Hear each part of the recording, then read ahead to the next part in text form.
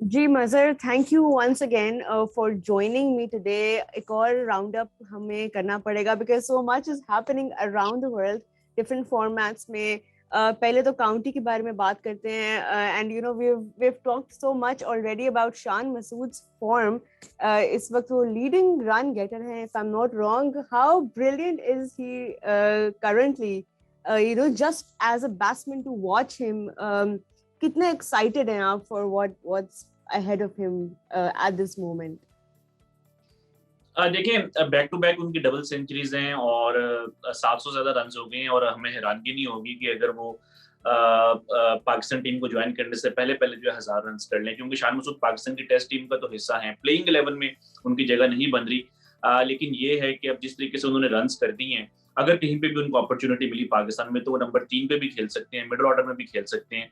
हमने जो अभी रिसेंटली मोहम्मद हफीज के साथ एक स्पेस की थी, उसके ऊपर भी उन्होंने ये बात की थी, उन्होंने भी ये बात की थी कि अगर शान मसूद की एज एन ओपनर जगह नहीं बन रही, तो आप उनको मिडिल ऑर्डर में भी खिला सकते हैं। तो आई थिंक ये बड़ा अच्छा साइन है पाकिस्तान के लिए भी कि पाकिस्तान की जो बेंच स्ट्रेंथ है, उसमें एक ऐसा बैट्समैन बैठा हुआ है जिसने कि रिसेंटली 2 डबल सेंचुरीज की हैं, 700 से ज्यादा उनके रन हैं, 100 की उनकी एवरेज है।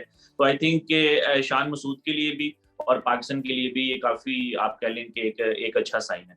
बिल्कुल अच्छा साइन है, और काफी ज्यादा अच्छे साइंस हमें देखने को मिल रहे हैं from the Pakistani players who are featuring in this season's county. Hassan Ali of course is another name. वो भी बहुत इंजॉय कर रहे हैं सीजन। उनके लिए कितना इम्पोर्टेंट है, यू नो, जो अभी रिसेंटली उनके आई थिंक 2 5 उन्होंने ऑलरेडी कर लिए हैं, अनस्टॉपेबल इस वक्त नजर आ रहे हैं उनका। डू यू थिंक कि he will also be knocking at the doors of the test squad? I think जो उनका एक कॉन्फिडेंस थोड़ा लूज हुआ था वो वापस आएगा, क्योंकि काउंटी क्रिकेट में 21 विकेट्स लेना, और इस टाइम वो काउंटी क्रिकेट में अभी तक लीडिंग विकेट टेकर है। और ये भी हमें देखना होगा कि वो डिवीजन 2 में नहीं खेल रहे, डिवीजन 2 में थोड़ी वीक टीम्स होती हैं, वो डिवीजन 1 में खेल रहे हैं, और डिवीजन 1 में जो है वो लीडिंग विकेट टेकर हैं। और जिस तरीके से कुछ बातें हो रही थी कि वो उनको रेस्ट चाहिए या उनकी फॉर्म नहीं है, उनको ड्रॉप कर देना चाहिए, आई थिंक उनकी जो क्रिटिक्स है उनको भी जरा थोड़ा सा समझना होगा कि स्पोर्ट्समैन की जो लाइफ है उसके अंदर कंसिस्टेंसी आप थ्रू आउट द ईयर या हर सीरीज के अंदर जो है वो सेम नहीं हो सकती।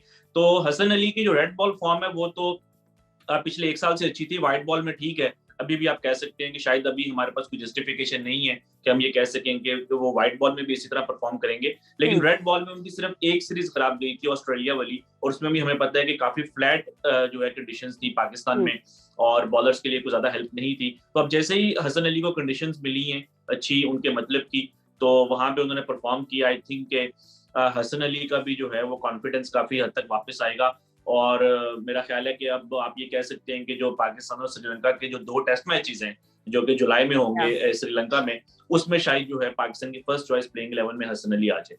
बिल्कुल, that will not be surprising at all. मजर, speaking of confidence is returning, Mohammad Aamir की बात थोड़ी करते हैं। हमने अपनी जो स्पेस थी उसमें भी डिस्कस किया था the chances of him coming back. I know it's a bit early to bring this question up, लेकिन ये डिस्कशन ऑलरेडी जो है वो शुरू हो गई है। You know, is this the start of Mohammad Aamir's return to Pakistan national scene, या इवन अपार्ट फ्रॉम दैट उनके लिए ये कितना इम्पोर्टेंट है काउंटी में परफॉर्मेंस? बिकॉज अभी उन्होंने अपने जो बॉलिंग के जलवे हैं वो दिखाना शुरू तो कर दिए हैं। आप कैसे देखते हैं इस सीजन आमिर को? देखिए, इससे पहले जो लास्ट फर्स्ट क्लास मैच था आमिर का वो 2019 में था। तो टेस्ट क्रिकेट से तो उन्होंने बहुत देर पहले रिटायरमेंट ले ली थी। लेकिन ये है कि जो लंबी क्रिकेट होती है, जो रेड बॉल क्रिकेट होती है, 4 डे क्रिकेट होती है, अगर आप उसमें एक्टिव हैं, अगर आप वो खेल रहे हैं, तो वो चीज आपको व्हाइट बॉल में भी हेल्प करती है। मेरी मेमोरी में कोई ऐसा प्लेयर नहीं है अपार्ट फ्रॉम लसिथ मलिंगा जिसने के रेड बॉल क्रिकेट छोड़ दी हो और उसके बाद जो है उसने व्हाइट बॉल क्रिकेट में एक्सेल किया हो। क्योंकि जब आप आदी हो जाते हैं 20-25 ओवर्स करने के, तो वो चीज आपको इवेंचुअली वनडे क्रिकेट और T20 क्रिकेट में भी हेल्प करती है। तो हमने देखा था कि आमिर की पिछले 1 साल में जो फॉर्म है वो काफी जो है वो नीचे गई। उन्होंने जितनी भी क्रिकेट खेली, वो 100 हो, PSL में तो इंजर्ड भी हो गए, तो वो उस तरह से जो है नहीं थी। और मेरा ख्याल है कि ऑब्वियसली आमिर की कोशिश होगी कि अगर इंटरनेशनल क्रिकेट में उनको नहीं भी मौका मिल रहा, तो एटलीस्ट जो डोमेस्टिक लीग्स हैं, जिस तरह 100 है, CPL है, PSL है, उसके अंदर जो है वो उनकी उनकी परफॉर्मेंस अच्छी हो। तो आई थिंक के फर्स्ट क्लास क्रिकेट खेलने से ये है कि आमिर को उनकी फिटनेस जो है इम्प्रूव होगी, उनको लंबे स्पेल्स करने की मतलब कि वो जब लंबे स्पेल्स करेंगे तो उसका भी उनको एक आप कह सकते हैं कि काफी एडवांटेज होगा, रिदम मिलेगा। तो आई थिंक के आमिर के लिए अच्छा है कि वो 4 डे क्रिकेट खेल रहे हैं। और आई थिंक के आमिर की यही कोशिश होगी कि वो यहाँ पे जो है परफॉर्म करके जो उनकी एक फॉर्म गई हुई है, वो व्हाइट बॉल क्रिकेट हो या वो रेड बॉल क्रिकेट हो, तो उसमें जो फॉर्म है वो उनकी वापस आए। चले, ये तो बात आपने बिल्कुल ठीक की है, बट डू यू थिंक कि उनकी कोई ऐसी डिजायर्स हैं that he wants to, has he expressed desires to be back in the national squad? Do you see that happening in your experience? What do you say? देखिए, उन्होंने last time तो ये बोला था कि जब तक वो मैनेजमेंट है वो उनके साथ नहीं खेलना चाहते, लेकिन अभी ये है कि पीसीबी के जो हायर अप्स हैं वो तो चेंज नहीं हुए। रमीज राजा का एक स्टांस है कि जो टेंटेड प्लेयर्स हैं उनको नहीं होना चाहिए। आई एम नॉट श्योर कि आमिर के ऊपर उनकी एग्जैक्टली क्या थॉट्स हैं, लेकिन जिस तरह कुछ जो प्लेयर्स हैं, शर्जील खान वगैरह, मेरा ख्याल है कि वो उन्होंने पब्लिकली इस चीज के ऊपर काफी बात की हुई है कि उन प्लेयर्स को नहीं होना चाहिए। लेकिन ये है कि अगर आमिर लेट्स से कि वो सिलेक्ट हो भी जाते हैं या वो अगर सिलेक्शन के लिए अवेलेबल हैं भी, तो उनको अभी कम्पीट करना है हारिस रऊफ के साथ, शाहीन अफरीदी के साथ, वसीम जूनियर के साथ, हसन अली के साथ। तो अभी कंपटीशन बहुत ज्यादा है।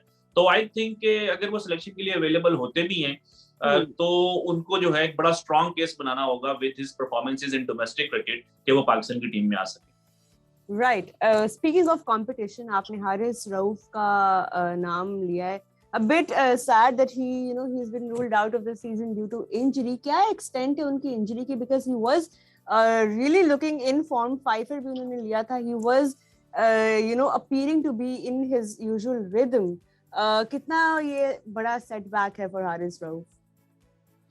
देखिए, कोई क्लियर इंडिकेशन नहीं है कि कितनी देर के लिए बाहर हुए हैं। जो यॉर्कशायर की तरफ से जो हमें पता चला है वो ये है कि सिर्फ नेक्स्ट मैच वो नहीं खेलेंगे, जो कि अभी मैच हो रहा है उनका। तो आई थिंक कि अगर उन्होंने सिर्फ एक मैच का जिक्र किया तो शायद उसे यही लगता है कि जो इंजरी है वो ज्यादा सीरियस नहीं है। ये है कि अब जिस तरीके से उन्होंने यहाँ पे परफॉर्म किया है, हो सकता है कि पाकिस्तान के सिलेक्टर्स जो हैं उनकी नजरें हों हारिस रऊफ के ऊपर कि उनको अब टेस्ट टीम में भी जो है वो दोबारा से सिलेक्ट करें और बल्कि उनको प्लेइंग लेवल में भी किसी तरीके से लेकर आ सकें। बट आई थिंक कि अभी तक जो हमने न्यूज़ सुनी है कोई हमें सीरियस कंसर्न अभी तक तो नहीं लग रहा। अच्छा, नसीम शाह की भी शुरू में, if I am not wrong, उनकी भी एक इंजरी थी। अभी उनका क्या स्टेटस है? Is he going towards recovery right now? What do we know of him? देखिए, उनका भी यही आया था कि अभी तक जो है वो कि एक मैच वो मिस करेंगे। लेकिन ये है कि अगर तो कोई सीरियस नौयत की इंजरी होती तो I think PCB in players को अभी तक वापस बुला लेता, यहाँ पे उनको रिहैब करवाता। लेकिन I think fast bowler specially जब वो अपना वो यंग होता है अपने करियर में, तो इस तरह के निगल्स, इस तरह की छोटे मोटे जो इश्यूज हैं वो चलते रहते हैं। अगर कुछ सीरियस कंसर्न होता तो आई एम श्योर कि पीसीबी प्लेयर्स को अभी तक वापस बुला लेता। बिल्कुल। मजर, मूविंग फॉरवर्ड, रिजवान और पुजारा की वो 154 रन्स की partnership, what a site for cricket fans around the world. कितना मजा आया आपको पर्सनली एक्सपीरियंस करने का वो इनिंग्स दोनों की? देखिए, काफी अच्छा था फॉर क्रिकेट लवर्स, स्पेशली सब कॉन्टिनेंट में हमें ये चीजें नहीं देखने को मिलती। आपको पता है इंडिया पाकिस्तान की जो एक सिचुएशन है पॉलिटिकल, प्लेयर साथ में नहीं खेलते और इंटरनेशनल क्रिकेट में भी कोई साल या 2 साल के बाद एक मैच होता है। तो हमने लास्ट टाइम भी इस चीज के ऊपर जिक्र किया था कि बहुत अरसे के बाद जो है 13-14 साल के बाद पाकिस्तान और इंडिया के जो प्लेयर्स हैं वो एक ही टीम में काउंटी क्रिकेट में खेल रहे थे। तो दोनों ने 100 रन की पार्टनरशिप भी की। रिजवान की सेंचुरी मिस हो गई, पुजारा ने डबल सेंचुरी की। तो आई थिंक एक अच्छा था, एक क्रिकेट के लिए, एक ऑडियंस के लिए एक काफी इंटरेस्टिंग मोमेंट था कि इंडिया और पाकिस्तान के प्लेयर्स जो हैं वो साथ में एक साथ बैटिंग कर रहे हैं। राइट, एंड यू राइट, इतनी देर के बाद ये चांस आया and we are all hoping कि आगे ऐसे मजीद मौके जो हैं वो सामने आए, वेदर इन काउंटी, वेदर इन some other format, some other platform. मजर, एक आखिरी हम काउंटी के ऊपर डिस्कशन कर ले। Shaheen, he's really enjoying himself out there. How do you see him gaining from this season's experience playing in those pitches? देखें अभी तो जो उनका मैच हो रहा है उसमें तो वो पुजारा और रिजवान के अगेंस्ट ही खेल रही हैं, सिर्फ एक उन्होंने विकेट ली थी इस मैच में, लेकिन उससे पहले हमने देखा कि जब भी वो नया बॉल करने आते थे उन्होंने जो ओपोनेंट्स हैं उनको मुश्किलात का शिकार किया। मार्नस लबुस्कानी को उन्होंने एक ही मैच में 2 बार आउट किया। तो आई थिंक ये जो भी मैच हो रहा है इसकी सेकंड इनिंग्स, जो ससेक्स और मिडलसेक्स का जो मैच है, इसकी सेकंड इनिंग्स बहुत इंटरेस्टिंग होगी कि शायद जो है शाहीन अफरीदी रिजवान को बॉलिंग करें और अगर उनको आउट करते हैं तो वो भी आई थिंक एक काफी इंटरेस्टिंग मोमेंट होगा। Chale, Mazhar, thank you so much for joining us. We all know you're on a clock right now, so we really appreciate your time and your insights. Hopefully, अगली discussion में हम ज़्यादा in depth जाएंगे. But thank you so much for joining, and we really hope that you enjoy your time at the Fair Break tournament. Thank you so much.